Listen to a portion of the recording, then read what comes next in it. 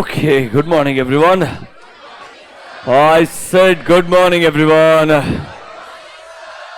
Wish you a very happy Republic Day. I hope India keeps on progressing the way we are doing. With that hope, let's get started. SQC1. कल हमने एक आखिरी note pending रह गया था discuss करना. That we shall start today.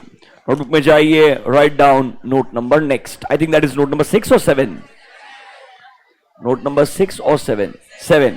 Write down note number 7. The name will be engagement performance. Note number 7. The name will be engagement performance. Note number 7. The name will be engagement performance.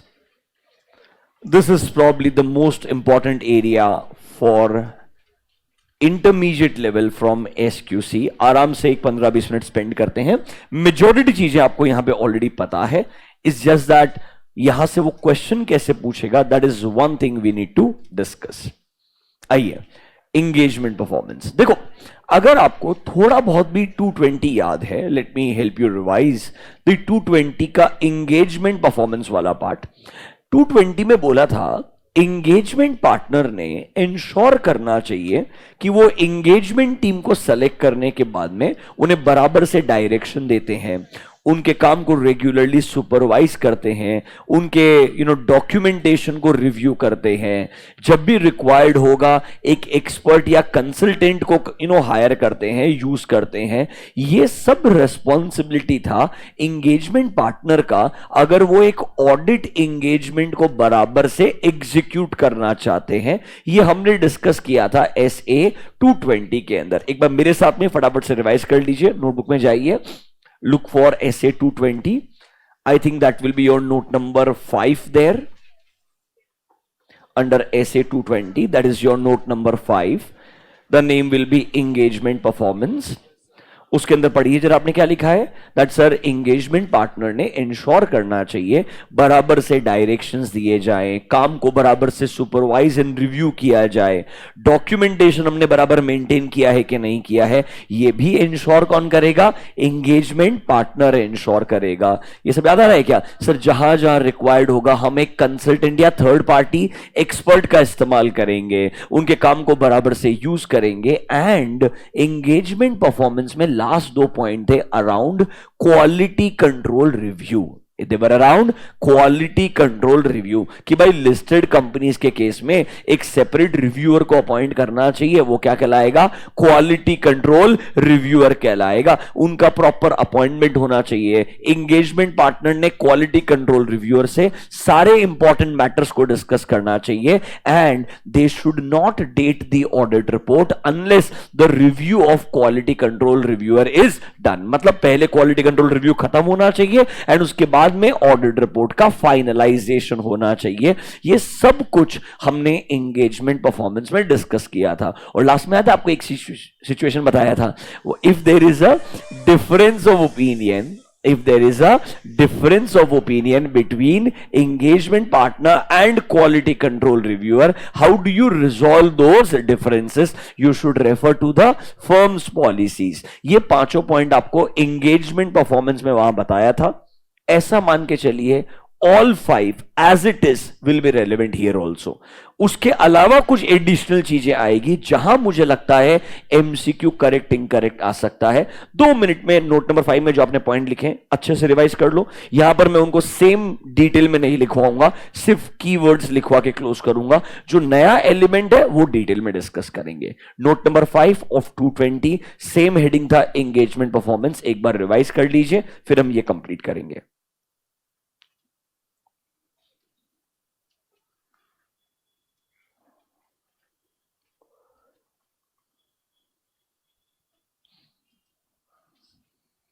Thank you.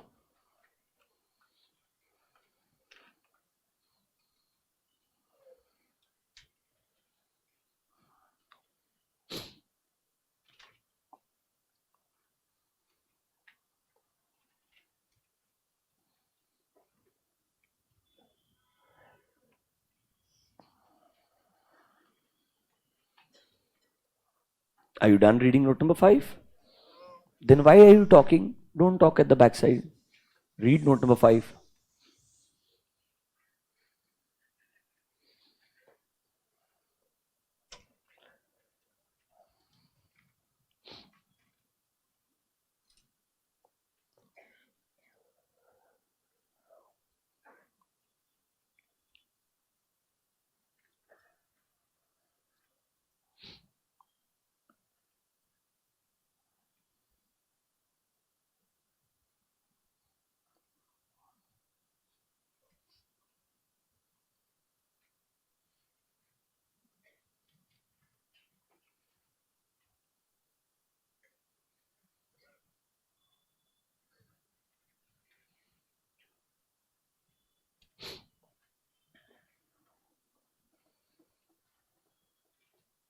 चलिए, कम back टू SQC note number 7. Heading लिखा होगा engagement performance. Under that write down point number A. To ensure consistency in quality, to ensure consistency in quality of engagement performance,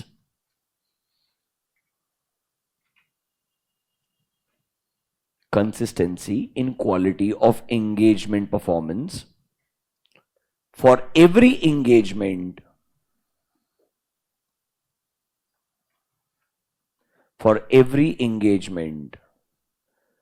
team members should be properly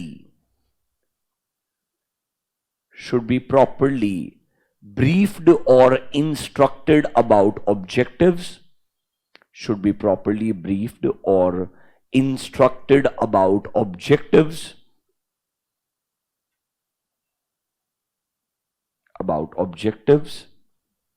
comma, compliance with engagement standards,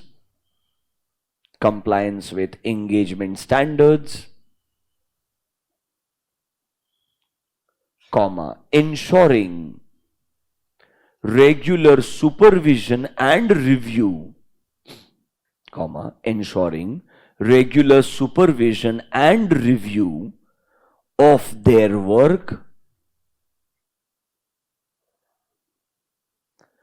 regular supervision and review of their work, and evaluating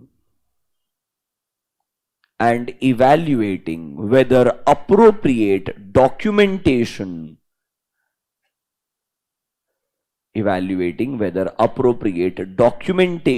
is maintained for every engagement.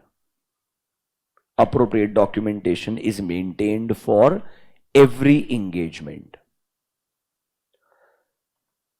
इस बार अभी एक engagement के बजाय वो बात करेगा as a firm, because SQC is for all the engagements of the firm. If you want कि हमारे पूरे एंगेजमेंट्स में क्वालिटी मेंटेन रहे, तो हमने हमारे रेस्पेक्टिव टीम्स को प्रॉपरली अंडरस्टैंडिंग देना चाहिए, इंस्ट्रक्शन देना चाहिए कि हर एंगेजमेंट में हमारा ऑब्जेक्टिव क्या है, क्यों compliance with standards and regulatory requirement important है, कैसे हमने उनके काम को रिव्यू एंड सुपरवाइज करते रहना चाहिए, एंड ये इंश्योर करना चाहिए हर एंगेजमेंट के लिए बराबर से क्या मेंटेन किया गया है, डॉक्यूमेंटेशन मेंटेन किया गया है. ये सब चीजें अल्टीमेटली रिस्पॉन्सिबिलिटी पूरे फर्म की होगी. फर्म क्या करेगा, हर एंगेजमेंट के लिए कोई ना कोई एंगेजमेंट इंचार्ज रहेगा, चाहे वो एंगेजमेंट पार्टनर बोल दीजिए, लीडर बोल दीजिए, वो ये सब चीज क्या करेगा, इंश्योर करेगा. But as a firm we need to make a policy that for every engagement we need to do this. तब जाकर के SQC इंश्योर कर पाएगा quality in every engagement we perform as a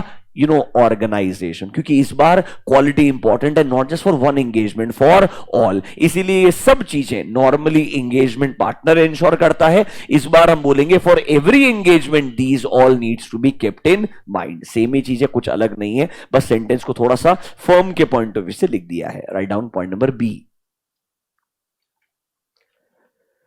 If required, firm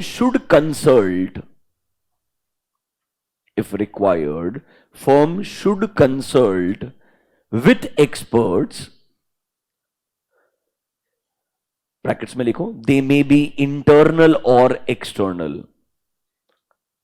consult with experts, brackets में लिखना दे may be internal और external, brackets close, regarding difficult or contentious matters, regarding difficult or contentious matters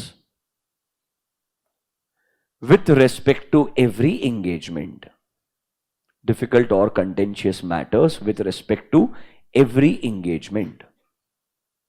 ये same चीज वहां भी था कि भाई कोई भी एंगेजमेंट में अगर आपको लगता है किसी एरिया के रिगार्डिंग, लेट्स से एग्जिस्टिंग जो टीम है उनके पास में एक्सपर्टीज नहीं है, या तो वो इन हाउस किसी एक्सपर्ट का इस्तेमाल कर सकते हैं या एक्सटर्नल एक्सपर्ट। याद कीजिएगा, ऑडिटर एक्सपर्ट भी दो हो सकता है, इंटरनल और एक्सटर्नल। मे बी आपके फर्म के अंदर ही कोई ऐसा इंसान होगा जिसके पास में उस फील्ड का क्या होगा, एक्सपर्टीज होगा, तो वो इंटरनल एक्सपर्ट हो सकता है। और लेट्स से आपके फर्म में नहीं है, can we go to other firm, can we approach another expert of that particular city, yes, तो it can be a external expert also. ये सेम चीज था, रेस्पॉन्सिबिलिटी फर्म का है, फर्म क्या करेगा, डेलीगेट करेगा रेस्पेक्टिव एंगेजमेंट इंचार्ज को, एंगेजमेंट पार्टनर को, एंगेजमेंट लीडर को, कि तुमने भाई हर ऐसे सिनेरियोस जहां पर आपके पास में खुद के पास एक्सपर्टीज नहीं है, टू कंक्लूड, ये आपको लगता है कंटेंशियस मैटर्स है, मतलब जहां पे आर्ग्यूमेंट होगा, कंक्लूजन अराइव करना आसान नहीं है, एक्सपर्ट्स को इन्वॉल्व करो, उनके काम को इस्तेमाल करो। Is that clear to you? क्या आपको point number A and B समझ में आया? Write down point number C. Point number C, अब देखो यहां पर ना आपके एंगेजमेंट परफॉर्मेंस जैसा फ्लो में इंश्योर कर रहा हूं, ऑल्दो यहां पे कुछ कुछ चीजें एक्स्ट्रा है। एंगेजमेंट परफॉर्मेंस में भी पहले बोला कि आपने प्रॉपर डायरेक्शन देना चाहिए, डॉक्यूमेंटेशन मेंटेन करवाना चाहिए, एक्सपर्ट का इस्तेमाल करना चाहिए। अब यहां पर ना दो चीजें हैं जो बहुत डिटेल में है, एक है क्वालिटी कंट्रोल रिव्यू वाला पार्ट एंड दूसरा आएगा ऑडिट डॉक्यूमेंटेशन वाला पार्ट। तो मैं इसमें आपको पॉइंट्स लिखवाऊंगा, बट कुछ points quality control review related रहेंगे एंड कुछ पॉइंट्स डॉक्यूमेंटेशन रिलेटेड रहेंगे। वो हो सकता है एंगेजमेंट परफॉर्मेंस में भी डॉक्यूमेंटेशन में स्पेसिफिक क्वेश्चन पूछ ले। किस पे पूछ ले? डॉक्यूमेंट। अरे वो याद करो, compilation of final audit file, minimum कितने साल तक आपने अपने वर्किंग पेपर्स को मेंटेन करना चाहिए, ऑडिट वर्किंग पेपर्स किसकी प्रॉपर्टी होती है, ये सब कुछ एसक्यूसी में लिखा हुआ है। हमने वही चीज आपको कहां पढ़ाया था, ऐसे 230 में, that is your audit documentation. वो बोरो कहां से किया है कॉन्सेप्ट? एसक्यूसी से बोरो किया है। तो यहां पर एंगेजमेंट परफॉर्मेंस में डॉक्यूमेंटेशन के ऊपर कम से कम 2-3 पॉइंट आएंगे and engagement quality control review के ऊपर भी 2-3 पॉइंट आने वाले हैं। तो पॉइंट नंबर सी जो आप लिख रहे हो, इसके ऊपर मैं बोलूंगा एक सब हेडिंग लिख दो, एंगेजमेंट क्वालिटी कंट्रोल रिव्यू। ये पॉइंट नंबर सी के लिए एक सब हेडिंग सा बना दो, engagement quality control review, engagement quality control review. अब मैं बोलूंगा इसके अंदर ही बुलेट पॉइंट्स लिख लीजिए फटाफट से। ये सी आपका एक सब हेडिंग जैसा हो गया एंगेजमेंट परफॉर्मेंस के अंदर। Bullet point number 1, in case of listed companies, in case of listed companies quality control review is mandatory. In case of listed companies, quality control review is mandatory. Bullet point number 2,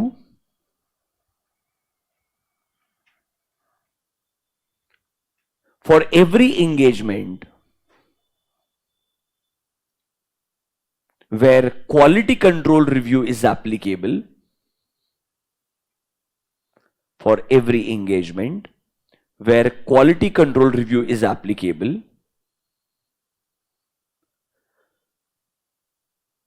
proper reviewer should be appointed.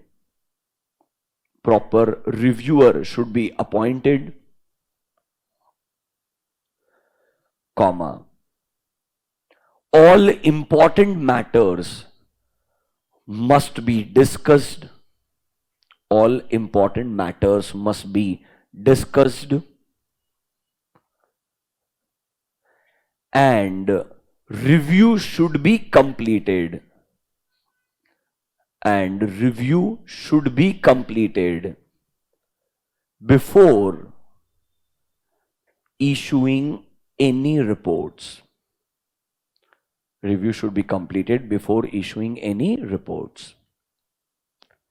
ये same चीजें आपको 3 अलग अलग sentence बनवा करके लिखवाया था 220 में, उसको मैंने एक ही पॉइंट में क्या कर दिया है, मर्ज कर दिया है। सर लिस्टेड कंपनीज के लिए मैंडेटरी होगा बराबर से रिव्यूअर को अपॉइंट करना, उनके साथ में सारे इंपॉर्टेंट मैटर्स को डिस्कस करना, एंड उनका रिव्यू खत्म होना चाहिए, उसके बाद में ही रिपोर्ट देनी चाहिए। मैं वर्ड ऑडिट यूज नहीं कर रहा हूं क्योंकि SQC is applicable not only for audit, it is also applicable for review, for assurance and for related services. इसीलिए क्लियरली बोल रहा है कि यहां पर जो भी आप रिपोर्ट देने वाले हो उसके पहले प्रॉपर रिव्यूअर का अपॉइंटमेंट कर लेना, उसका काम एग्जीक्यूशन हो जाना चाहिए एंड उसके बाद में ही रिपोर्ट देना चाहिए। क्या आपको बुलेट पॉइंट नंबर 1 एंड 2 समझ में आया क्या? अब एक काम कीजिए, अपने मॉड्यूल में आइए, page number 1A.24। I want everyone to read 2 points along with me. 1A.24, this is your essay module. I have told you 1 week back, every day you are supposed to carry both the modules. Anyways, great, आपका मर्जी, कोई दिक्कत नहीं है। यहां पर आइए, read point number 7 and 8 along with me. देखो नंबर 7 क्या बोलता है। Sometimes there can be difference of opinion either within the engagement team और with the experts you are consulting, और सबसे important difference of opinion between engagement partner and the quality control. ऐसा लग रहा है कि सेम चीज वहीं पे पढ़ा था हमने। सर उन्होंने क्या करना चाहिए, ये रिजॉल्व करना चाहिए डिफरेंसेस को। यस, पॉइंट नंबर 8 में थोड़ा गाइडलाइन दिया है, ये डिफरेंसेस को रिजॉल्व कैसे किया जा सकता है, जो 220 में नहीं दिया था। 220 के अंदर वो इनडायरेक्टली बोरो कहां से करते हैं, एसक्यूसी से बोरो करते हैं। Read point number 8। अगर ऐसा डिफरेंस हुआ तो क्या करेंगे, देखो, in case recommendation of quality control reviewer are not accepted by the engagement partner. मतलब रिव्यूअर बोलता है, लेट्स से यहां पे मॉडिफाइड ओपिनियन दे देते हैं, इस मैटर को कैम में इंक्लूड कर देते हैं, लेट्स से उस चीज को एंगेजमेंट पार्टनर क्या करता है, डिसअग्री करता है। क्या करता है, डिसअग्री। मतलब क्या एक एग्जांपल है of difference of opinion between reviewer and the partner. You are understanding what I am talking about, right? ये एग्जांपल आपको पढ़ाया है मैंने, if you remember we talked about this example. One second,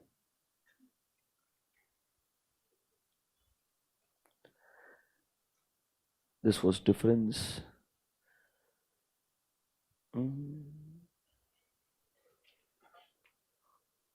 You remember that there will be a separate partner that will be called as quality control partner.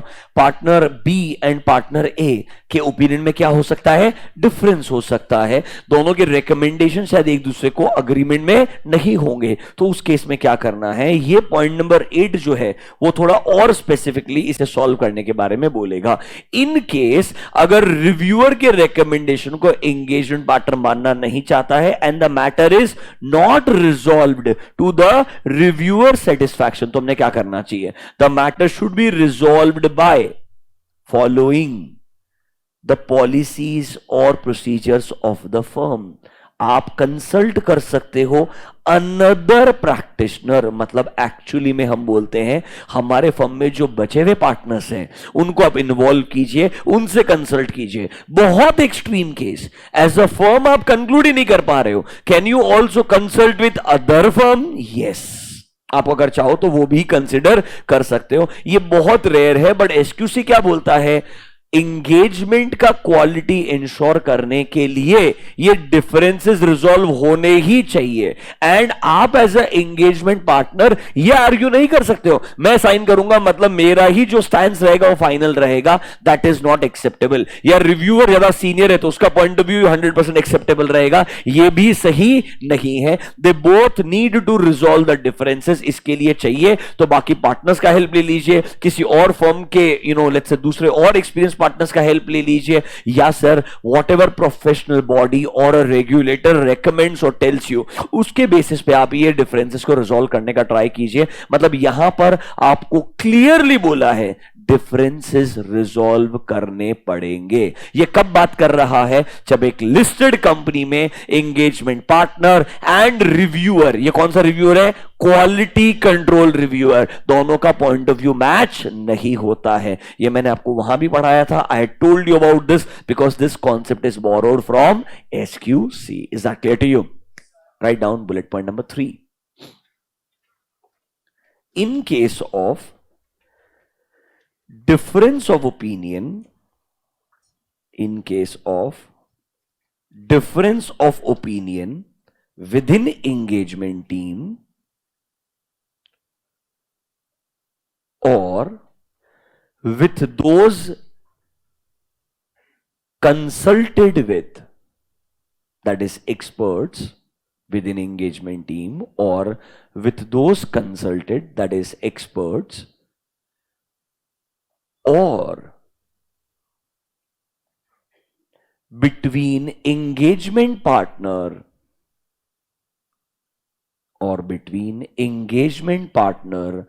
and quality control reviewer.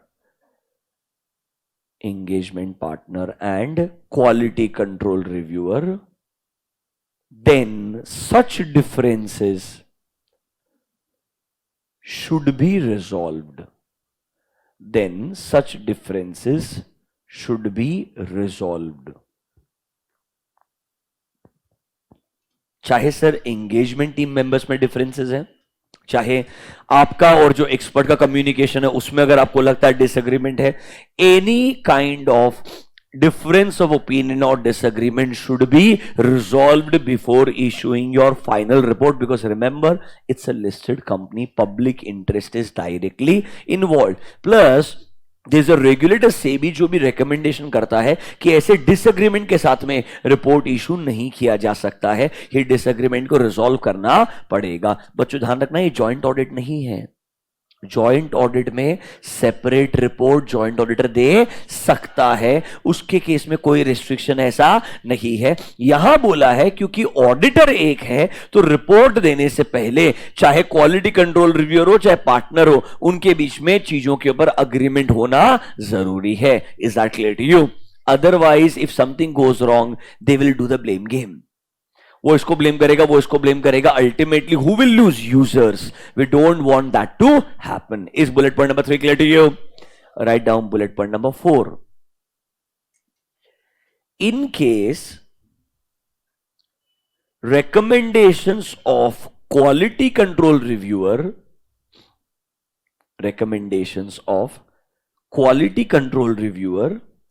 are not accepted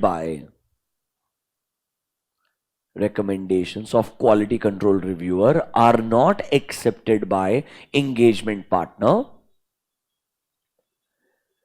and the matter is not resolved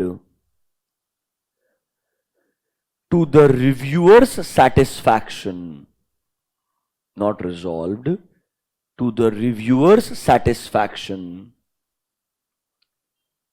then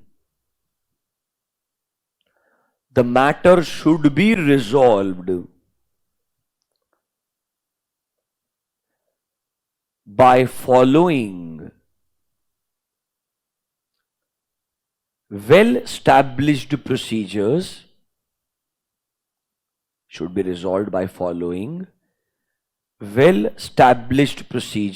of the firm.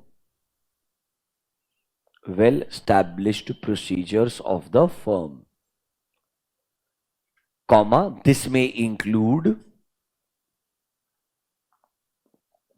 consulting with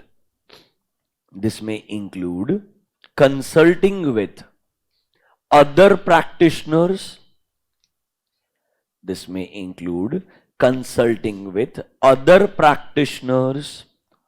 or firms or a professional or regulatory body,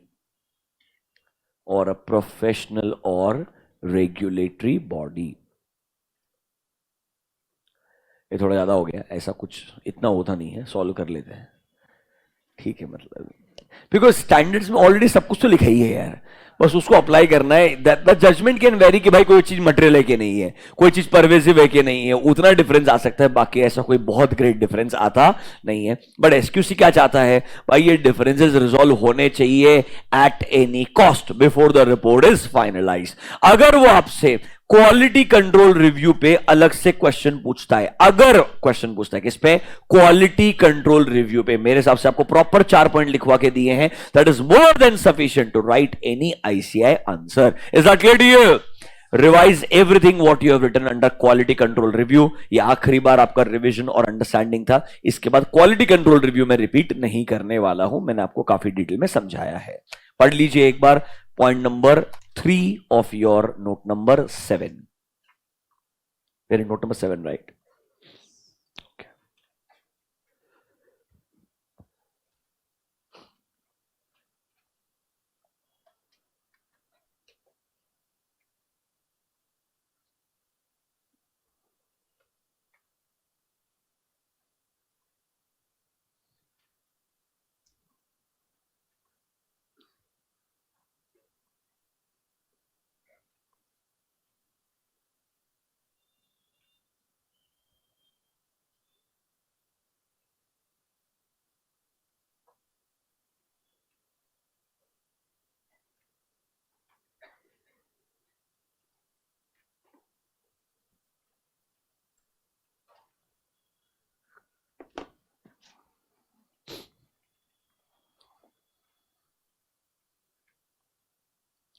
done. चलिए last part बाकी है, एकदम time pass है, honestly आपको already पता है, ये सिर्फ आपको रिवाइज करवा के क्लोज करता हूं। सुनिए, आपको एक ऐसे पढ़ाया था 230 that is called as audit documentation. Documentation में कुछ चीजें बताई थी, लेट्स रिवाइज दैट एंड आपका एसक्यूसी वाला पार्ट कंप्लीट हो जाएगा। सुनिए, ऑडिट डॉक्यूमेंटेशन किसका रिस्पॉन्सिबिलिटी होता है? सर ऑडिटर का है। तो सर ये जो आपके डॉक्यूमेंटेशन है प्रॉपर्टी भी किसका होगा? ऑडिटर का होगा। क्या हमें ऑडिट डॉक्यूमेंटेशन के लिए कोई रिक्वेस्ट कर सकता है कि आप अपने डॉक्यूमेंटेशन का एक्सेस दो? हाँ, रिक्वेस्ट किया जा सकता है, पर एक्सेस देना है कि नहीं देना है ये प्योरली किसका डिसीजन होगा? ऑडिटर का। उसमें भी पूरा डॉक्यूमेंटेशन का पार्ट देना है, कुछ एक्सट्रैक्ट्स निकाल करके देने। ध्यान रखिएगा, जब भी डॉक्यूमेंटेशन का एक्सेस किसी थर्ड पार्टी को देते हो, it should not result into breach of confidentiality, because confidentiality is a fundamental principle as per code of ethics। कल होमवर्क में दिया था। तो कहना इसे हमने डॉक्यूमेंटेशन का एक्सेस किसी थर्ड पार्टी को इफ रिक्वायर्ड देना चाहिए, बट इससे हमारे इंडिपेंडेंस पे, हमारे कॉन्फिडेंशियलिटी पे कोई भी नेगेटिव इंपैक्ट नहीं आना चाहिए। जनरली हम हमारे डॉक्यूमेंटेशन या वर्किंग पेपर का एक्सेस कब देते हैं? When it is required by law और व्हेन इट इज परमिटेड और रिक्वेस्टेड बाय क्लाइंट, तो ही हम एक्सेस देते हैं, अदरवाइज एक्सेस नहीं देंगे। अच्छा, ये जो डॉक्यूमेंटेशन, ये जो वर्किंग पेपर्स है, हमने बेयर मिनिमम कितने साल मेंटेन करने चाहिए? 7 years from the date of audit report. Books of accounts के लिए 8 साल है, वर्किंग पेपर्स के लिए 10 साल था, रिड्यूस करके 7 years कर दिया है। हम चाहते हैं हर एंगेजमेंट जो आपने ऑडिट किया है उसके वर्किंग पेपर्स को, डॉक्यूमेंटेशन को रिपोर्ट के डेट से एटलीस्ट 7 साल तक आपने मेंटेन करना चाहिए। नॉट लेस देन 7 years है, मतलब 7 साल मिनिमम मेंटेन करने का है। इसके आगे तुम्हारा चॉइस है। Is that clear to you? फिर sir there is something called as compilation of final audit file. क्या बोलते हैं? आपने ऑडिट खत्म किया, खत्म होने के बाद में आपके जो ऑडिट फाइल्स है, चाहे वो फिजिकल बॉक्स फाइल्स है या वो इलेक्ट्रॉनिक फॉर्मेट में आपके ऑडिट फाइल्स रहेंगे, इनका कंपाइलेशन आपने खत्म कर देना चाहिए within 60 days from the date of audit report. मतलब 60 days मैक्सिमम लिमिट दिया है, उसके बियॉन्ड आपने कंपाइलेशन नहीं करना चाहिए। ये कंपाइलेशन का मतलब ये नहीं है कि आप नया ऑडिट प्रोसीजर लगाओगे। एक बार रिपोर्ट साइन हो गया है तो जनरली ऑडिट प्रोसीजर नया नहीं लगाया जाता है, अब दिमाग लगाना, there is a subsequent event. याद आ रहा है क्या सब्सिक्वेंट इवेंट पढ़ाया था? If there are events occurring after balance sheet date but before auditors report date, but there were events after auditors report date also. Facts which become known to auditor after auditor's report but before financial statements are issued। and तीसरा वाला था after fine। अरे मतलब कुछ procedures हो सकते हैं क्या? हाँ, पर जनरली अजम्पशन ये होता है ऑडिट रिपोर्ट के बाद में हम ना तो नए प्रोसीजर लगाएंगे ना नए एविडेंसेस ऑब्टेन करेंगे। मतलब कंपाइलेशन का मतलब है एडमिनिस्ट्रेटिव नेचर का काम करना, ना तो नया प्रोसीजर लगाना ना नया एविडेंस ऑब्टेन करना। बस आपका जो लेट्स से इनकम्प्लीट डॉक्यूमेंटेशन रहेगा उसे कंप्लीट करो, चीजों को अरेंज करो, रेफरेंसेस दो, ताकि कोई अगर रिव्यू करने के लिए आए तो वो आपके वर्किंग पेपर्स को आसानी से चेक कर पाए। ये एडमिनिस्ट्रेटिव नेचर का काम क्या कहलाता है? कंपाइलेशन कहलाता है। It should be finished within how many days? 60 days from the date of audit report. Is that clear to you? खत्म हो गया, मस्त पढ़ के उड़ाते हैं। 1A.24 start with point number 9। देखो क्या बोलता है। 9, 10, 11, 12 बहुत आसान है, मतलब literally till 14 it's about documentation only. देखो, फर्म ने ऐसे पॉलिसीज एंड प्रोसीजर्स बनाने चाहिए फॉर देयर एंगेजमेंट टीम्स कि वो लोग जो भी एंगेजमेंट करे उसका फाइनल असेंबली खत्म कर पाए on a timely basis after the reports. Obviously report sign होने के बाद में ही आपका ये कंपाइलेशन वाला काम होना चाहिए, असेंबली वाला काम होना चाहिए। देखो point number 10, the assembly of engagement files should be completed in not more than, mark the word, 60 days after the date of auditors report. It should be practitioners report, it should be practitioners report. But मेरा गलती नहीं है, ये ऐसा ही है module के अंदर, standard में भी ऐसा ही है। इट्स ओके, बिकॉज उनको भी पता है सबसे इंपॉर्टेंट चीज ऑडिटर ही होता है, इसीलिए वो एसक्यूसी में भी बार बार गलती से क्या लिख देगा, वर्ड ऑडिटर लिख ही देगा। पर उसका काम, उसका ऑब्जेक्टिव क्या है, कंपाइलेशन या असेंबली कितने दिनों में खत्म हो जाना चाहिए, 60 days from the date of your report. Yes और नो? देखो, policies and procedures should be designed to maintain, हमने हमेशा क्या मेंटेन करना चाहिए, कॉन्फिडेंशियलिटी, हमने सेफ कस्टडी इंश्योर करना चाहिए, इंटीग्रिटी, मतलब ये हमारा वर्किंग पेपर किसी भी थर्ड पार्टी को इजीली एक्सेसिबल नहीं होना चाहिए, otherwise it will be a breach of confidentiality. देखो पॉइंट नंबर 12, ऐसा लग रहा है कि ओनरशिप के बारे में बात कर रहा है। The firm at its discretion either make portions of or extracts from, ये सेम लाइन लिखा है मैंने आपको ऐसे 230 में, वहां बोला था ये ऑडिटर अपने डिस्क्रिशन के बेसिस पे या तो पूरा डॉक्यूमेंटेशन या डॉक्यूमेंटेशन का कुछ पार्ट का एक्सेस किसी थर्ड पार्टी को दे सकता, ये सेम लाइन लिखा है। द फर्म में एट, इस बार वर्ड ऑडिटर की जगह वर्ड क्या है, firm, because it is not just audit, it can B other services. So the firm at its description, उनके खुद के डिसीजन के बेसिस पे या तो अपने डॉक्यूमेंटेशन का कोई पोर्शन या एक्सट्रैक्ट्स निकाल करके अवेलेबल करवा सकते हैं, किसको, क्लाइंट को। बट रिमेंबर, किसी को भी एक्सेस दो, it should not undermine the validity of the work performed. और जब अश्योरेंस एंगेजमेंट वगैरह काम कर रहे हो तो किसके ऊपर इंपैक्ट नहीं आना चाहिए, हमारे इंडिपेंडेंट। ऐसा नहीं होना चाहिए हम क्लाइंट के किसी पर्सन के साथ में बहुत फेमिलियर हो गए हैं इसलिए हमारे वर्किंग पेपर शेयर कर रहे हैं। For example, payroll files are very very critical. For example, even in India nowadays this is very common. Earlier हमारे इधर कैसा था, आपको जो सैलरी होते हैं ना वो रेंज में होते थे और ऑलमोस्ट सेम डेजिग्नेशन पे जो लोगों को हायर करते थे salaries used to be same, तो कोई कॉन्फिडेंशियलिटी का डर नहीं था। अगर किसी को पता भी चल गया तो ये पब्लिकली अवेलेबल था, इस लेवल पे अगर हायर हुआ 8 लाख ही मिलेगा salary. So everyone new this. But if you ask me, in developed countries कभी भी ऐसा था ही नहीं दैट हर किसी का सैलरी फिक्स रहेगा। ये एक इंसान की एक्सपीरियंस, उसके कैपेबिलिटी, वो अपना क्या let's say subject matter expertise on paper, on let's say board लेकर के आ रहा है, उसके हिसाब से डिटरमाइन करेंगे उसको कितना सैलरी मिलना चाहिए। तो उस केस में सैलरीज में डिफरेंसेस होते थे। तो मतलब आपके पड़ोस में जो बैठने वाला इंसान है, आपका जो पीयर रहेगा, उससे आपका सैलरी डेटा पता चल जाना is a very big risk for a business point of view. Because अगर बिजनेस में पता चलता है people at the same level still have a difference in salary, it's a very dangerous thing. Because इससे आपका साइकोलॉजिकल एस्पेक्ट बहुत impact हो जाता है। आपको लगेगा शायद you not getting paid properly, you not getting paid appropriately, adequately. I am not saying discrimination होना चाहिए, आई एम सेइंग जिसका जो वैल्यू बनता है, जिसको जो वैल्यू वो प्लेट पे लेके आ रहा है, उसके हिसाब से उसको कॉम्पनसेशन मिलना चाहिए। बट यू कैन नॉट से हर किसी का कॉम्पनसेशन फिक्स होगा, वो डिटरमाइन करना बहुत मुश्किल है। बिकॉज बिजनेस इतने डायनेमिक वर्ल्ड में काम करता है, हमारे पास हर इंसान का अलग रिक्वायरमेंट होता है, तो इसलिए आप ये नहीं बोल सकते हर किसी को सेम सैलरी मिलेगा। ऑल्दो इन इंडिया जनरली ऐसा था कि इनिशियल जो फेजेस होते हैं, चाहे किसी भी आप ऑर्गेनाइजेशन में जाएंगे, वो लोग रेंज बनाते हैं। फ्रेशर है 6 लाख दे दो, 1 ईयर एक्सपीरियंस 7 लाख दे दो, 1.5 और 2 इयर्स के रेंज के अंदर है 8 लाख या 9 लाख दे दो। मतलब एक सिंपल उन्होंने क्राइटेरिया बना दिया ताकि ज्यादा दिमाग ही ना लगाना पड़े, क्योंकि बेसिकली ये काम ही एचआर को दे दिया। किसको दे दिया? एचआर। अब एचआर डिसाइड नहीं कर सकता ना मुझे किसको ज्यादा देना और किसको सैलरी कम देने का है। ये एक्चुअली में जो आपका डिपार्टमेंट ओनर है, जो प्रोजेक्ट ओनर है, वो डिसाइड कर सकता है। बट अगर प्रोजेक्ट ओनर इसमें इन्वॉल्व ही नहीं होता तो एचआर को तो मुझे लिख के देना पड़ेगा ना, तेरे को भाई ये स्टेप्स फॉलो करना है, तो ही वो ये क्या कर पाएगा, एग्जीक्यूट। तो इंडिया में सैलरी का डेटा फिर भी चलता है, बट बाहर asking people about their salary it's like a crime. They may file a case also against you that why are you trying to find lot of confidential or personal data about my life without my consent.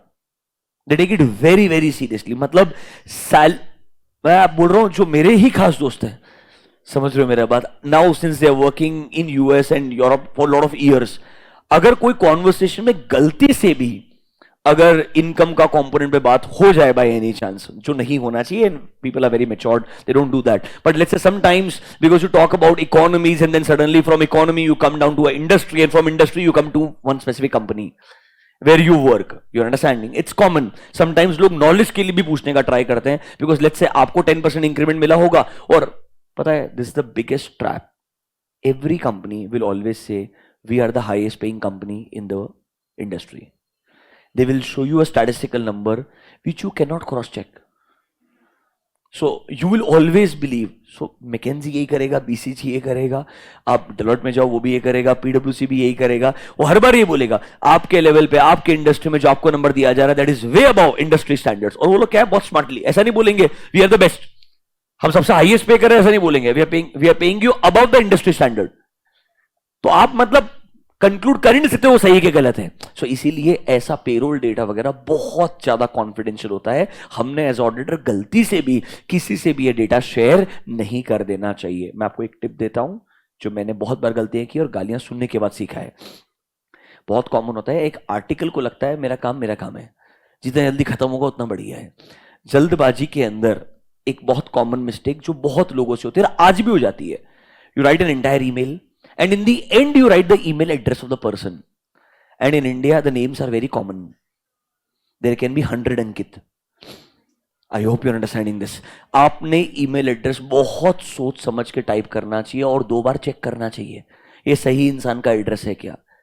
I have done this disasters thing कि payroll का data ऐसा हुआ है, client इसको as a offence ले लेता है, but this is very old, उस जमाने में लिटरली ऐसा कुछ ग्रेट था नहीं, बट उसको तो ऑफेंस हो गया कि आप ऐसा कैसे कर सकते हो, बिकॉज हमने तो पता है वो क्या कमेंट कर देते हैं, you should never share such data with articles and all.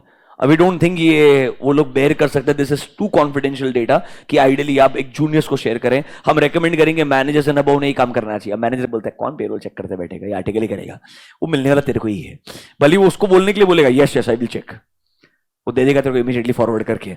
So you need to be very careful. I ended up doing it, client ने बहुत धोया, क्लाइंट ने मेरे उससे बैठ करके उसने बोला अब लिटरली तूने 4 जिस अलग अलग इंसान को ये ईमेल कर दिया है उनके पीसी पे जा, वहां जाकर के खुद इनबॉक्स में जाके डिलीट कर। There is no option, rather मेरे से हरकतें नहीं हो इसके लिए there is a option called as call back device.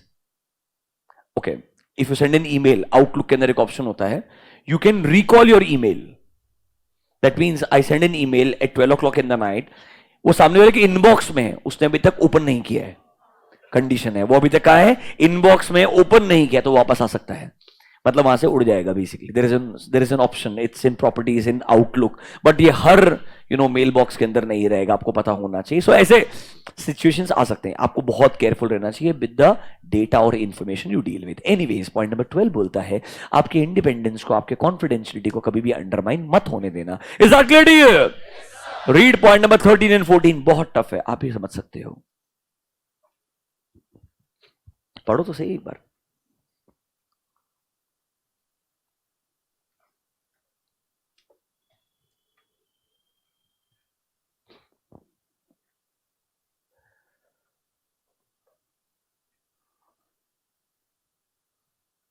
एक वर्ड को मार्क कर लीजिएगा, no shorter than 7 years from the date of auditors report. ये सब आपको ऑलरेडी पढ़ाया है, हाँ या ना? नोटबुक में जाइए, note number 7, point number 4। We're done with 3 points, right? Point number 4 लिखिए, guidelines regarding documentation. Guidelines regarding documentation. मैं कुछ शॉर्टकट में बुलेट पॉइंट्स दिखा रहा हूं, ये सब कुछ मैंने आपको 230 में डिटेल में पढ़ाया है। Guidelines regarding documentation, bullet point number 1, policy for assembly of engagement file, assembly of engagement file to be completed in not more than 60 days, to be completed in not more than 60 days after the date of report. In not more than 60 days after the date of report. After the date of report. Bullet point number 2. Ownership of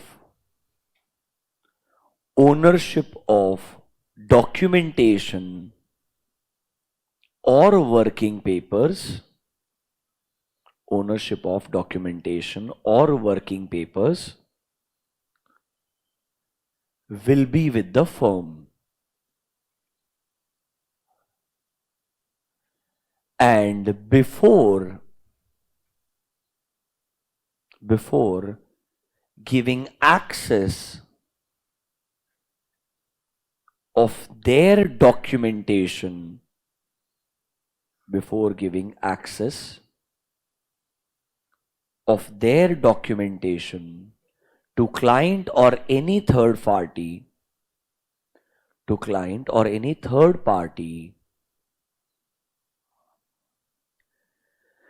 they should consider confidentiality and independence.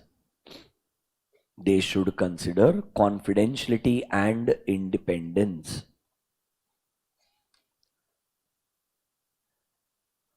Bullet point number 3. Retention period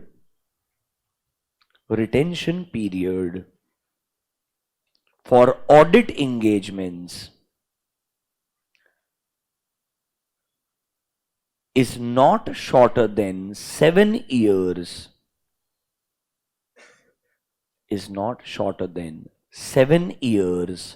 From the date of auditor's report. Is not shorter than 7 years from the date of auditor's report.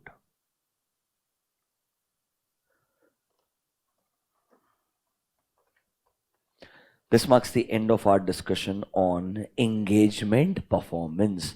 शांति से अगर आप सोचें, एक आखिरी बार overview देता हूं, then we'll close it off. Sir, 220 was ensuring quality for one specific audit engagement. SQC is ensuring quality for all engagements of the firm. दोनों के केस में एक ही ऑब्जेक्टिव है, चाहे हम ऑडिट करें या कोई भी एंगेजमेंट करें, हमारा काम should comply with all applicable professional standards, technical standards, legal and regulatory requirements, and our report should be appropriate in the circumstances. मतलब रिपोर्ट हमने inappropriate नहीं देना चाहिए. ये अचीव करने के लिए हमने क्वालिटी स्टैंडर्ड्स को बनाया है. ऑब्वियसली सर वहां पर रिस्पॉन्सिबिलिटी एंगेजमेंट पार्टनर का रहेगा, यहां पर आपका पूरे फर्म के जो लीडर्स हैं उनका रिस्पॉन्सिबिलिटी रहेगा. That can include the managing partner और the CEO of the organisation, depending upon आपके फर्म का स्ट्रक्चर क्या है. हमारे जो एलिमेंट्स ऑफ क्वालिटी कंट्रोल है वो वहां पर भी 6 थे, यहां पर भी 6 है. एक ही डिफरेंस है, इधर वर्ड ह्यूमन रिसोर्सेज है. क्या वर्ड है? Human resources, because HR is for the entire firm. वहां पर एक एंगेजमेंट का बात था, इसलिए वर्ड था assignment of engagement team. Other than that all 6 elements are absolutely same. 2 elements are very, very important from exam point of view. One is acceptance and continuance of client relationship, and the second one is engagement performance. ये 2 element सबसे ज्यादा important है. बाकी element कुछ भी पूछेंगे आप आराम से आंसर लिख पाएंगे. कुछ समझ में ना आए तो 220 SQC का जो ऑब्जेक्टिव है वहां से शुरू करने का, उस एलिमेंट के अराउंड 1 पॉइंट लिख देने का. अरे समझा क्या? I have spent more than 6 hours on 220 and SQC. I believe आपको एक अच्छा अंडरस्टैंडिंग है, क्योंकि तुम्हें CA फाइनल में पहला चैप्टर वही पढ़ना पड़ता. I hope ये बेस आपको काम में आएगा. Yes or no? आइए 2-3 सेंटेंसेस पढ़ाते हैं आपको, फिर मुझे लगता है ICI के कुछ क्वेश्चंस देखते हैं. क्योंकि ये चैप्टर का वेटेज अच्छा है तो हमने कुछ ICI के क्वेश्चंस को प्रैक्टिस करना चाहिए. दिमाग को पता चलना चाहिए ना कि हम जो सो रहे थे उसका फायदा क्या है. 1A.25 you will see a heading called as audit quality. It is not air quality, it is audit quality. Under audit quality you will see reference of you will see reference of SQC1 and SA 220. Come to your modules 1A.25, SQC1 and SA 220. 220 will be applicable only for audit engagement. SQC is applicable for all engagements. एक चीज ध्यान रखिएगा, 220 applicable only for audit, SQC applicable for all. एक line आपको दिखाता हूं, वो ढंग से याद रखिएगा. आइए, in your modules page number, ऐसे मॉड्यूल में 220 के अंदर एक लाइन था 1A.15. आपने वैसे जाके पढ़ाई तो किया नहीं होगा, कोई चांस ही नहीं है. इंट्रोडक्शन ऑफ 220, वहां पर एक लाइन को मार्क कीजिएगा. देखो, engagement partner is responsible for quality control procedures, क्योंकि ये एक स्पेसिफिक एंगेजमेंट है. अरे हाँ है ना. Point number 3 is the important line. Therefore 220 is premised on the basis that the entire firm is subject to SQC1. मतलब जब हम 220 अप्लाई करने के लिए जाएंगे, हम अज्यूम करके जाएंगे भाई ऑडिट कौन कर रहा है, एक फर्म के लिए बाय डिफॉल्ट क्वालिटी के लिए क्या एप्लीकेबल है, SQC1. मतलब फर्म लेवल पे क्वालिटी कंट्रोल पॉलिसीज होंगे ही. बस हम 220 में बात करेंगे ओनली एंगेजमेंट स्पेसिफिक रिस्पॉन्सिबिलिटीज के बारे में. मतलब 220 is a very narrow concept. SQC1 is a very broader concept that applies to the entire firm. तो 220 लगाते वक्त assumption है फर्म ने SQC तो लगाया ही होगा, मतलब फर्म के पास में क्वालिटी कंट्रोल पॉलिसीज होंगे. वो 7 इयर्स का रिटेंशन पीरियड बाय डिफॉल्ट होगा ही, 60 डेज का क्राइटेरिया होगा ही होगा, क्वालिटी कंट्रोल रिव्यूअर अपॉइंट किया ही होगा. 220 बस आपको एक तरीके से वापस याद दिलाने के लिए है कि ऑडिट में पूरे फर्म के लिए SQC लगाते हैं, ऑडिट में थोड़ा और केयरफुल रहना, क्वालिटी कंट्रोल इंश्योर करने के लिए SQC1 का जो इंपॉर्टेंट पार्ट था बस वो एक्सट्रैक्ट किया और 220 बना दिया. मतलब एक तरीके से SQC ही मेन स्टैंडर्ड है, उससे बस कुछ चीजें उठा के 220 बनाया ताकि लोगों को पता रहे ऑडिट के लिए क्वालिटी और ज्यादा इंपॉर्टेंट है, फर्म के लिए क्वालिटी तो इंपॉर्टेंट है ही है. समझा क्या? एक्चुअली अगर आप मुझे पूछे 220 ना बनाए तो कोई फर्क नहीं पड़ता है. SQC1 भी क्या है, सफिशिएंट है. But it's just that auditing as a assurance engagement is highly regulated, और रेगुलेटर चैलेंज करेगा कि जनरल स्टैंडर्ड बनाओगे. एक बात बताओ, आप में से कभी किसी को पता भी था क्या कि एक क्वालिटी कंट्रोल के लिए भी स्टैंडर्ड होगा ऑडिट के अंदर? मैं वही बोल रहा हूं, very few people are even aware कि SQC एग्जिस्ट करता है. तो उनको पता है लैक ऑफ अवेयरनेस की वजह से, क्योंकि क्या होता है मेजॉरिटी लोगों को लगता है इंडिया में चार्टर्ड अकाउंटेंट क्या करेगा, ऑडिट ही करेगा. They don't even think about review services. They don't even think about related services. So there is a very high probability they don't even know about SQC. तो वो चाहते थे सिर्फ अगर कोई ऑडिट भी पढ़ रहा है तो उसे 220 पढ़ा दो, ताकि वो बेयर मिनिमम इस ऑडिट के अंदर तो क्वालिटी कंट्रोल याद रखे. समझा क्या? इसलिए उन्होंने SQC से ही उठा के एक नया स्टैंडर्ड बना दिया जो ओनली एंड ओनली ऑडिट के लिए रेलेवेंट है. That is called as 220 quality control. समझा क्या? पक्का? Come back to audit quality heading. ये सेंटेंस याद रखिएगा कि भाई नॉर्मली जिस भी फर्म में हम 220 लगा रहे हैं, हम अज्यूम कर रहे हैं वो फर्म के लिए SQC तो अप्लाई होता ही है. Is that clear to you? Come back to audit quality. 2-3 sentences लिखे, शांति से पढ़िए, बहुत आसान लगेगा. देखो, नंबर 1,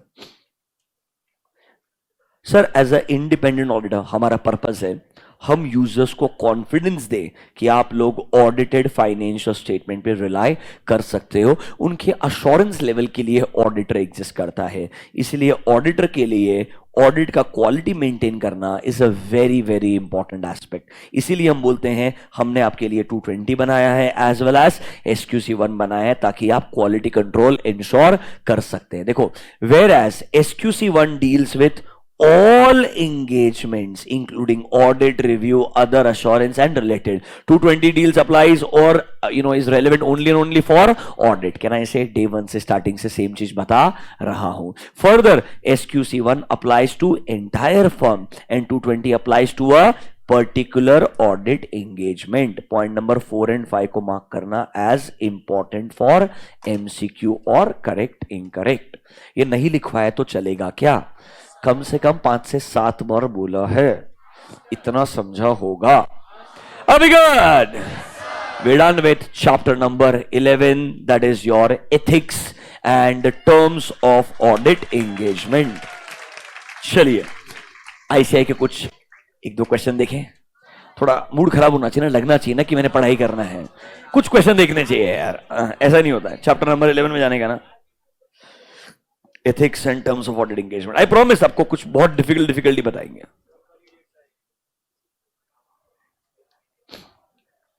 चलो एमसीक्यू से शुरुआत करते हैं। इस बार फाउंडेशन लेवल इंटरमीडिएट लेवल नहीं है, अच्छा एमसीक्यू है। Read MCQ number 1। Identify the most appropriate statement.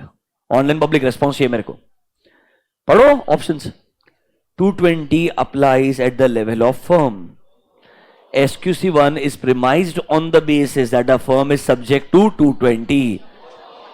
उल्टा है। जब ऐसा कर देगा मतलब ये दो तो यूजलेस ही हो गया ना यार, मतलब डिसीजन दो ही पॉइंट में करने का है यार। इतना कोई बेसिक लेवल क्वेश्चन पूछता है क्या? पूछता है ऐसे है, मैं वो ही बोल रहा हूं। और ऐसे क्वेश्चन के लिए कुछ याद नहीं करना, थोड़ा सुनना पड़ता क्लास में ढंग से, और ढंग से कौन से पढ़ना पड़ता है। अगर पढ़ा तो कोई दिक्कत नहीं है। क्या आंसर होगा इसके अंदर?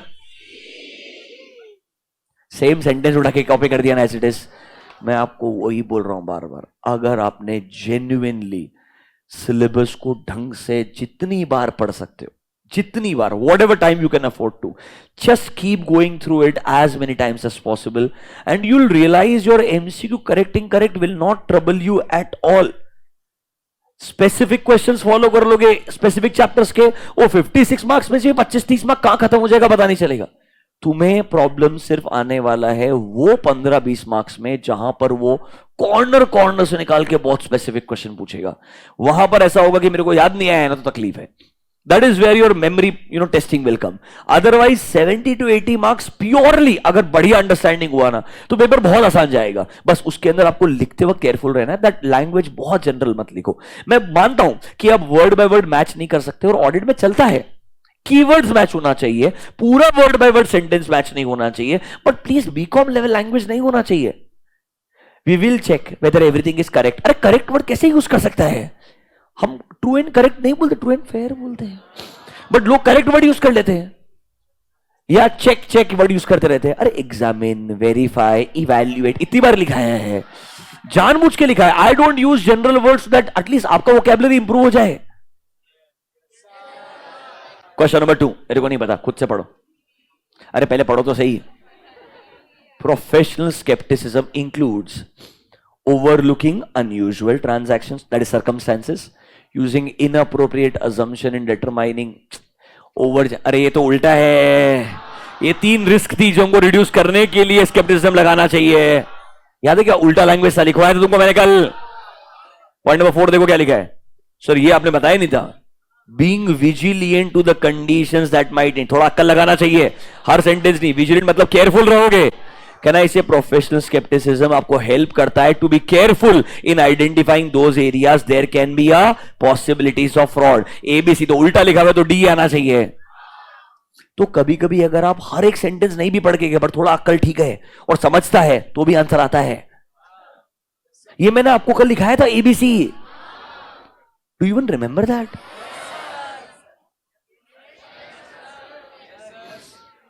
Number 3, which of the following is not a fundamental principle governing? Oh my god, this is very tough. मेरे हिसाब से इंटीग्रिटी है ना, ऑब्वियसली वो फंडामेंटल प्रिंसिपल नहीं है यार। Question number 4, which of the, ये बाउंसर जाएगा तुमको। Which of the following is not necessary to establish precondition? This is coming from essay 210. याद है क्या? सर बहुत साल हो गए पढ़े हुए 210। चेक करो जरा। एक्सेप्टेबिलिटी ऑफ, ठीक है मैं बता ही नहीं रहा, तुम देखो तुम्हारे हिसाब से, you manage on your own.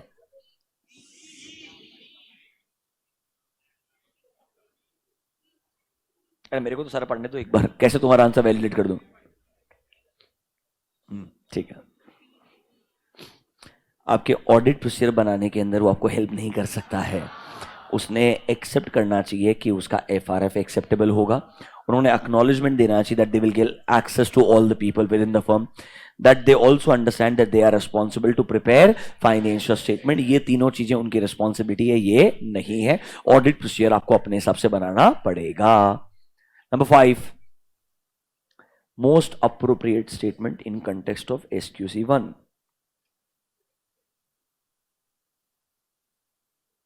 Useless. कुछ भी बोलता है.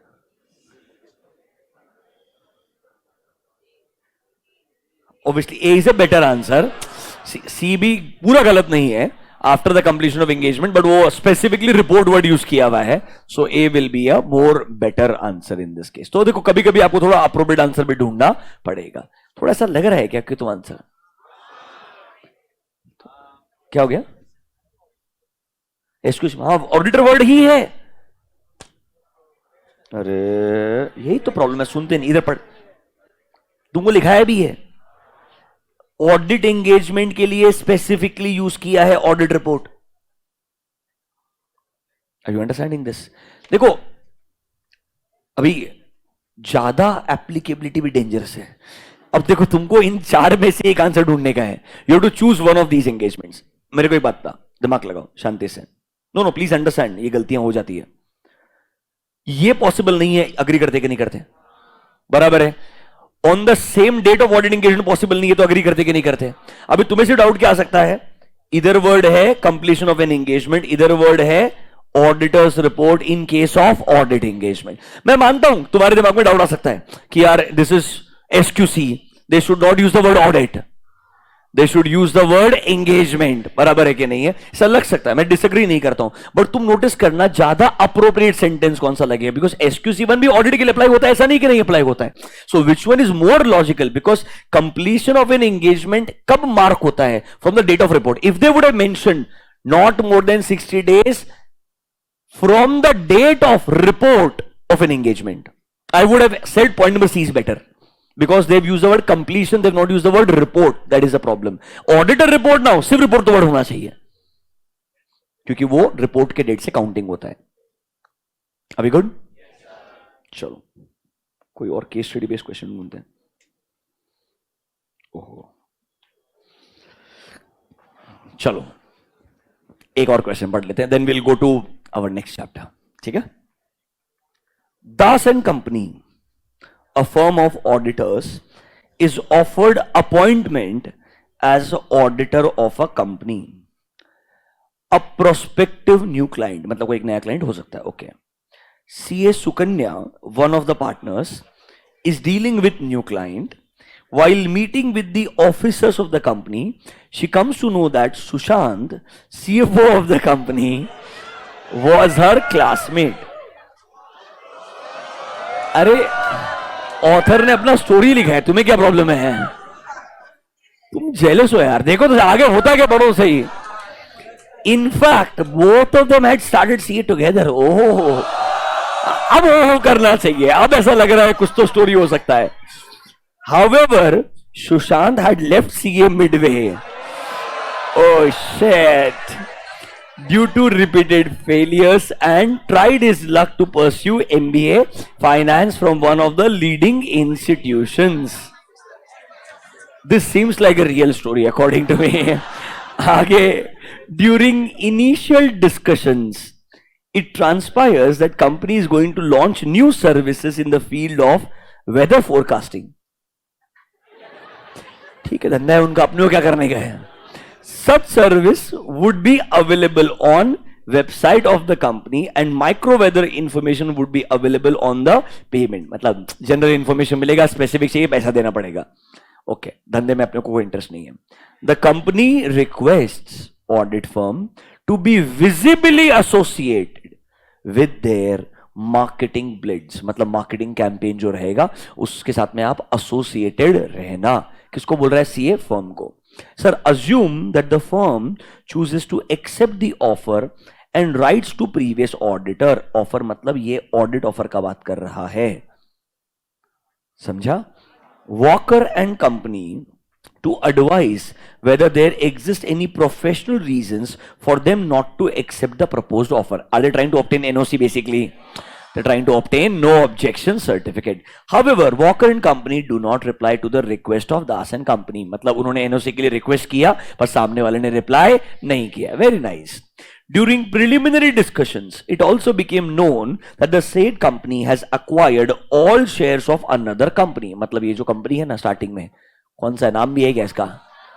अरे दास तो ऑडिटर है बावड़ो, वो कैसे अक्वायर करेगा? कुछ भी बोलते रहिए. Das is not the client, it is the audit firm. हे भगवान, जिसका अरे जब भी वो कंपनी बोलेगा, क्लाइंट बोलेगा, मतलब वो एक फर्म क्या शेयर्स खरीद रहा है उसमें इंटरेस्ट नहीं होता है, क्लाइंट क्या कर रहा है उसमें इंटरेस्ट होता है. डिस्क्वालिफिकेशन का सोचना पड़ता है. During the preliminary discussion, it also became known to the said company that they have acquired all shares of another company. Under relevant provisions of law, financial statements of both companies need to be consolidated and audited. अब सुनो, अक्ल लगाओ, क्यों ये client है? क्योंकि audit firm company नहीं हो सकता है. Section 141, eligibility to be appointed as an auditor, either an individual or a firm. Das and Company is a firm.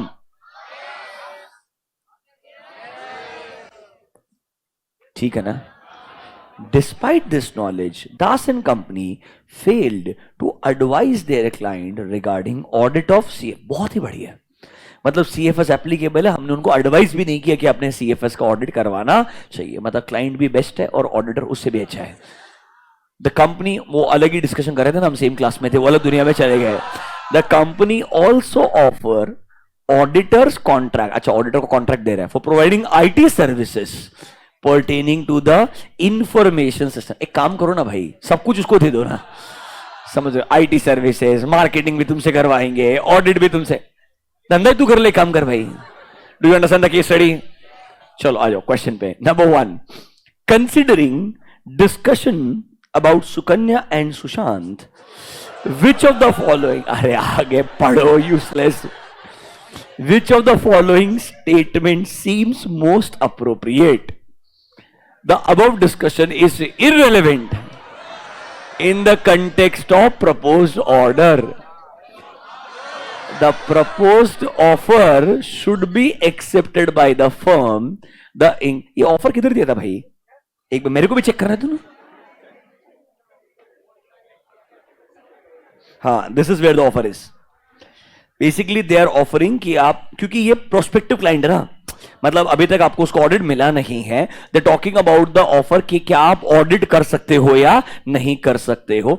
I believe they trying to say, because they studied together, वो relative के definition वगैरह में नहीं आने वाले हैं, तो क्या आप ये ऑफर को एक्सेप्ट कर सकते हो कि नहीं कर सकते हो, वो उसका बात कर रहा है. Considering discussion about Sukanya and Sushant, obviously, since they were, studying together, which the following statement seems most appropriate? Number 1, above discussion is irrelevant in the context of proposed order. Okay. The proposed offer should be accepted by the firm. The engagement team may be headed by Sukanya for a better coordination and results. The proposed offer should be accepted by the firm and engagement team may be headed by a different partner. या हमको लगता है ये matter इतना छोटा सा है कि हमने दिमाग लगाना ही नहीं चाहिए. Too trivial to be reported by Sukanya to other partners. मतलब उस बेसिकली वो बता रहा है that you know someone on the client side जो आपके लिए एक ऑफर दे रहा है कि आप ऑडिट एक्सेप्ट कर लो. हमने ये ऑफर एक्सेप्ट करना है कि नहीं करना है, और अगर एक्सेप्ट करना है तो आप खुद उसका ऑडिट कर सकते हो या किसी और पार्टनर को रेकमेंड करना चाहिए. बोलिए आप क्या करना चाहिए? देखो, honestly speaking, if you ask me, ये चीज तो एकदम गलत है. आपको ये चीज इंटीमेट तो बाकी पार्टनर्स को करना पड़ेगा, because you appoint the firm as the auditor, so you should inform all other partners. अब क्या ये बोल सकते हैं कि भाई ये कंप्लीटली इररिलेवेंट है in the context of propose offer? ऐसा भी नहीं बोल सकते, because there was some history. उसके बेस पे हम बोलेंगे कि कुछ ना कुछ रिलेशनशिप में भी एग्जिस्ट कर सकता है. तो इंडिपेंडेंस कॉन्फ्लिक्ट आज नहीं है, फ्यूचर में कोई क्वेश्चन रेस कर सकता है, तो ये बोलना भी गलत होगा. द ओनली थिंग इज कि क्या सीए सुकन्या कंटिन्यू कर सकती है एज अ एंगेजमेंट टीम, या हमने किसी और पार्टनर को काम देने का ट्राई करना चाहिए? Actually better option number C रहेगा. It should be headed by a different partner. Logic मेरे हिसाब से असम्पशन है. अपन आंसर चेक करेंगे इसका. नॉर्मली हमने किसी और पार्टनर को देना चाहिए। हालांकि बहुत सारे लोग बोलेंगे ये बकवास है, रियल लाइफ में कोई फर्क नहीं पड़ता है, अगर रिलेटिव डेफिनेशन में नहीं आता so it doesn't matter. Are you understanding this? इस point number 1 clear to you? Number 2, keeping in view request of the company to be visibly associated with the company's new services. याद है क्या वो forecasting वाला? Identify which type of threat is being faced by the audit firm. अरे वो बात करेगा marketing वाला, they want you to be associated with the, दिख रहा है क्या?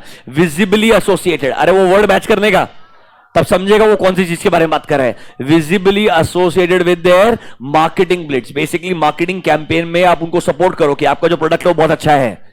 Indirectly are you trying to advocate for their product? This should be part of your advocacy threat. Is that clear to you? Number 3, the previous auditor Walker and company have not replied to the communication of Das and company, which fundamental principle of professional ethics is not followed by them. देखो इसमें दास and company का गलती नहीं है, उसने NOC भेजा है। गलती किसका है? वॉकर एंड कंपनी का, जिसने रिप्लाई नहीं किया है। कैन आई से ये उनका बिहेवियर अच्छा नहीं है?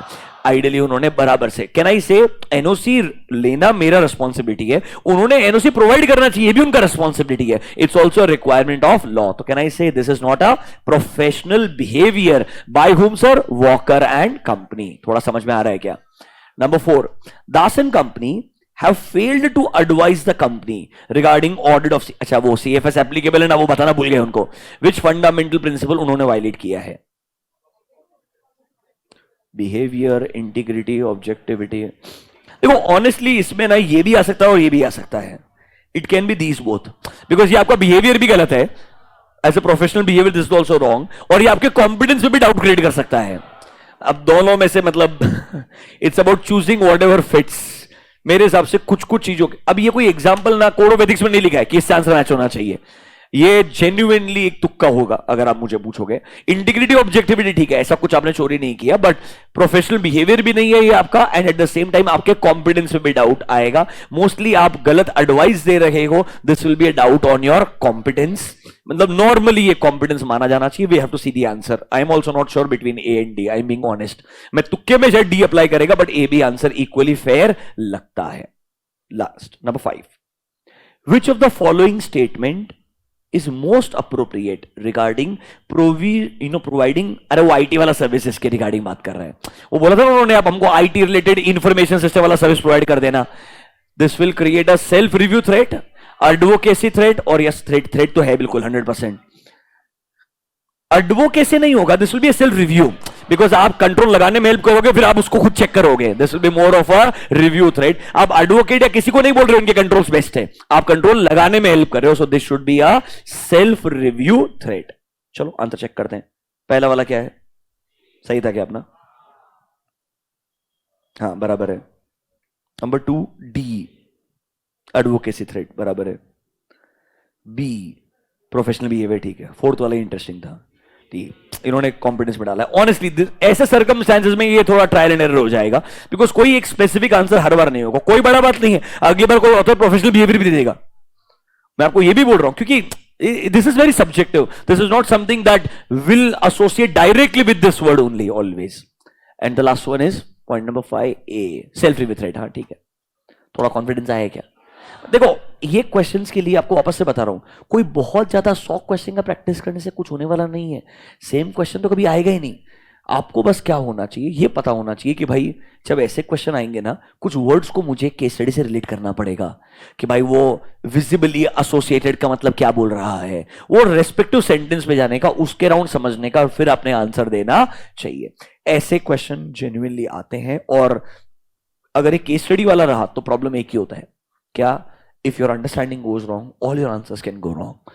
Not all literally, but 2-3 तो गलत जा सकते हैं। एक आध अगर जो अलग रहेगा, जैसे फॉर एग्जाम्पल ये एकदम ही अलग हो गया था एनओसी वाला, तो वो आपका आंसर जरूर सही चले जाएगा। Are you comfortable? पक्का? थोड़ा एक्सेप्टेबल लग रहा है? पक्का? एक आध करेक्टिंग करेक्ट देखने का है क्या? जरा ढूंढते इसमें समरी एमसीक्यू। चलो correcting correct, state with reasons with the following statements are correct or incorrect। ठीक है? The audit engagement letter is sent by client to the auditor। बकवास। अरे कौन भेजेगा? ऑडिटर क्लाइंट को भेजेगा ना यार। तो बोलने का इनकरेक्ट, ऐसा नहीं होता है, कैसा होता है वो लिख देने का। That is how your answer should be. Number 2, audit engagement documentations should ordinarily be retained by the auditor for, you know the answer, right? और मैं आपको बोल रहा हूं मेजॉरिटी करेक्ट इनकरेक्ट क्वेश्चंस में आंसर इनकरेक्ट ही होता है। क्यों ऐसा? अरे तुक्का मत लगाना। ऐसा इनकरेक्ट इसलिए होता है क्योंकि आपको रीजन देना पड़ता है। जब करेक्ट होता है तो तुमको बस उसको थोड़ा सा सपोर्ट करने का है। उधर एक्सप्लेनेशन ज्यादा वैल्यूएबल नहीं होता है। Explanation is more valuable in case of incorrect. That is why more answers are generally incorrect. अगर कभी डाउट लगे, जहां आप सच्ची में ऐसे लेवल पे आगे कि आप सही में श्योर नहीं हो पर तुक्के में कुछ तो लिखने का है, जनरली अगर वो चाहते हैं आप रीजन लिखे। मैं आपको कोई रिकमेंडेशन नहीं दे रहा हूं कि आपने बार बार ऐसा तुक्का लगाना चाहिए। आपने अच्छे से पढ़ाई करना चाहिए और अपने नॉलेज का इस्तेमाल करना चाहिए ऐसे आंसर्स देने के लिए। Very good, we are done with chapter number 11।